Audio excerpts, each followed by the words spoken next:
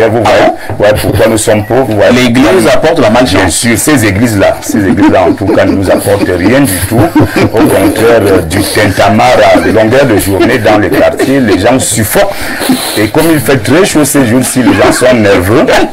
Ils sont même capables d'aller attraper ces pasteurs-là et leur faire la peau. Donc, pour les églises, arrêtez de faire du grabuge dans les quartiers.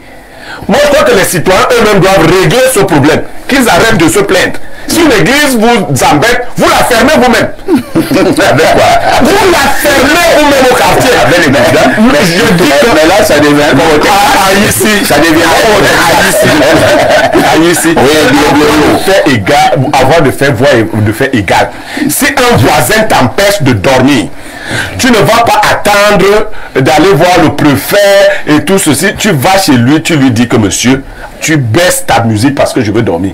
S'il ne veut pas, tu trouves les gens, on monte au poteau, on coupe la lumière. On coupe les fils, le temps qu'on va remettre la lumière, tu dors. Vous comprenez? Le ministre de l'administration territoriale, Paul Atangandi, est plus que jamais en intense activité. Il a adressé un carton jaune vif aux églises de Reveil. Il insiste que seul le président de la République peut donner l'autorisation de fonctionner à l'endroit d'une église au Cameroun. Et donc Atangandi pense que sa prochaine cible, ce seront les églises de Reveil. En ce qui concerne les églises, il n'y a que le chef de l'État, son Excellence Paul Biya, qui peut autoriser l'existence légale d'une église au Cameroun. Donc les églises de réveil, je préfère leur dire de commencer à fermer avant que je ne me penche sur eux. Ces églises de réveil à gauche, à droite là, je préfère leur dire commencer à plier bagage.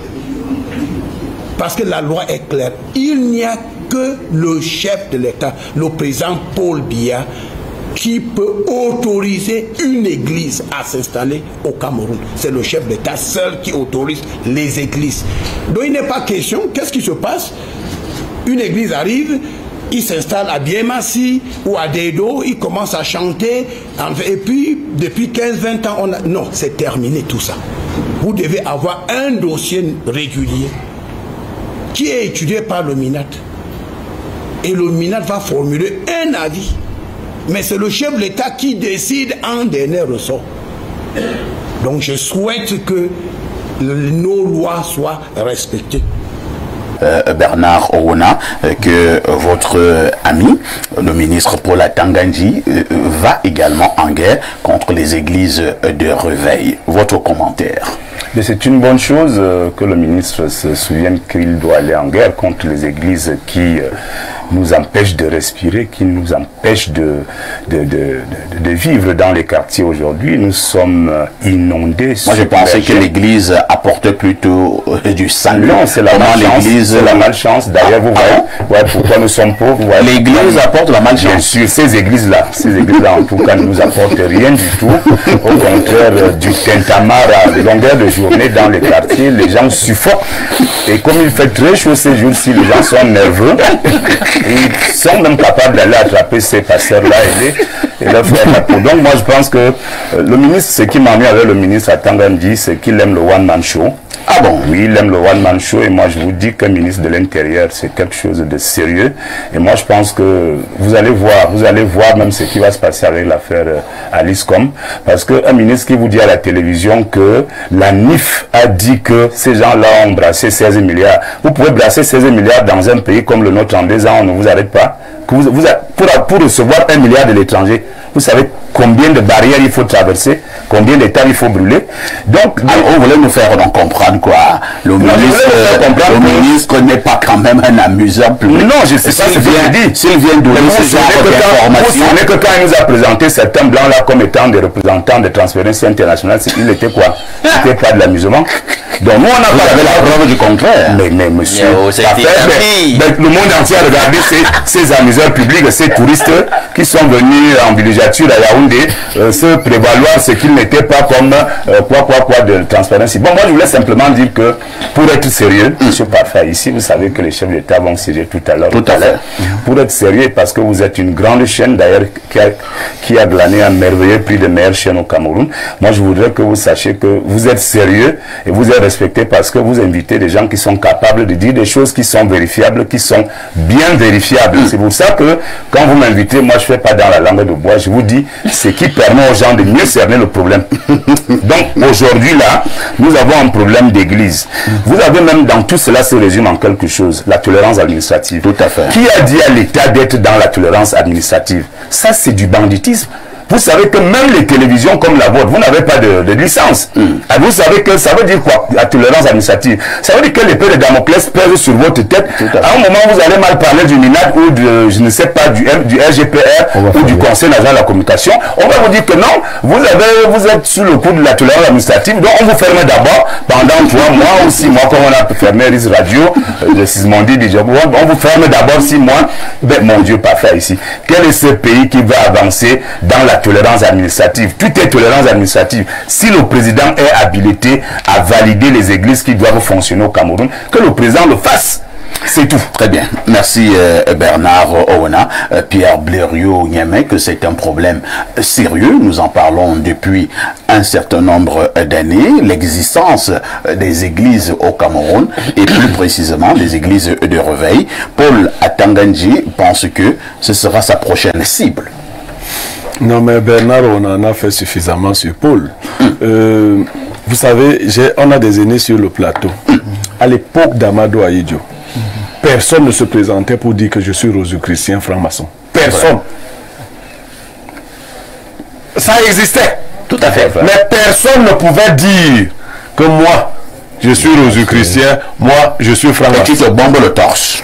Personne ne pouvait dire qu'il est homosexuel. Voilà en fait la tolérance administrative du Cameroun. La tolérance administrative va également à l'endroit de l'homosexualité. Un ministre en fonction a dit que les homosexuels marchent librement au Cameroun. Il s'appelle Issa Chiroma Bakari. Il a dit ça. Que les homosexuels ne sont pas inquiétés au Cameroun. Vous voyez ça? Donc en fait, nous ne respectons pas les lois volontairement.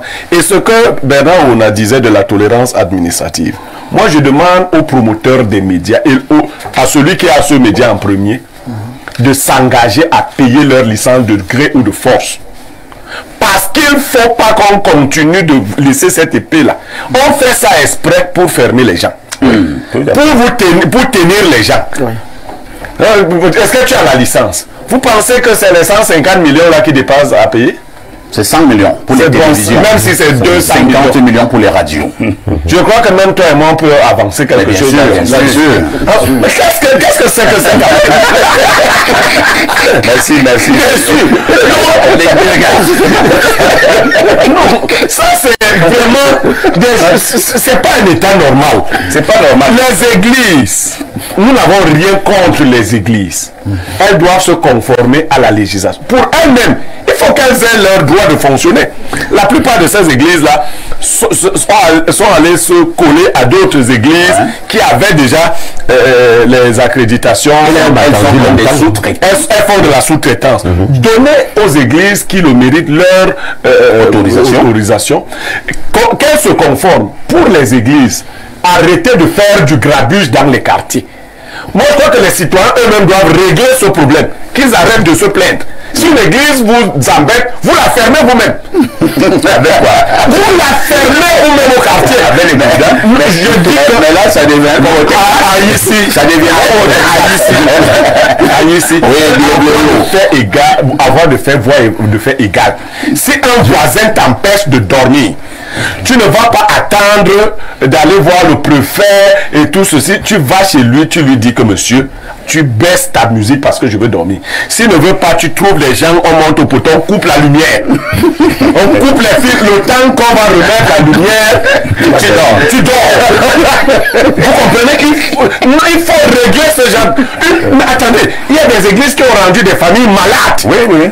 Merci. Alain, donc, vous qui êtes également bien trempé dans la spiritualité, moi j'ai un problème, c'est même une crainte. Est-ce qu'à un moment donné, connaissant les méthodes à Tangandji, qui ne sont pas toujours des méthodes du pain, chocolat, jambon, est-ce qu'on ne dira pas que on est en train d'attaquer Dieu au Cameroun et que le Cameroun devient un pays de satanistes? Voilà pourquoi l'Église commence à gêner. L'Église qui est censée prôner Dieu. Mais écoutez, je ne vais pas prendre de gants pour répondre à cette question. On n'attaque pas Dieu.